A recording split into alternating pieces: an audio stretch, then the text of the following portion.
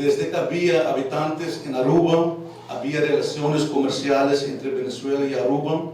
y esto no cambiará. Por varios motivos, el comercio entre Aruba y Venezuela en los últimos años ha disminuido, pero pensamos que hoy hay oportunidades económicas importantes y nuevos para los empresarios de Aruba y los empresarios de Venezuela. Estamos convencidos que este es el momento indicado, el momento perfecto para iniciar una era nueva para los sectores comerciales de Aruba y los sectores comerciales de Venezuela. Lo qual nós trabalhamos a inventarizar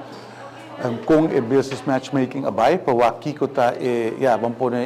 sentimento de nós mesmos comerciantes na isso na Venezuela, estamos com a experienciar evento, se não está querer que tem oportunidade não. E agora me quer chega um momento quando nós começamos a pensar em parte logística de uma forma mais eficiente, caminho vou ver tem tanto container também, vou baixar o preço, que tem mais frequência, que não algo ad hoc, que traz gasto de transporte mais alto e tempo não largo, mas se vamos pôr no saco tem certo flow, tem uma demanda, e agora nós por buscar uma forma na companhia de estruturar-se mais melhor de ambas bandas. E me quer como governo de bando nos está estimulando naturalmente que nós por outro produto de preço mais favorável, mas também nós quer abrir o de nós comerciantes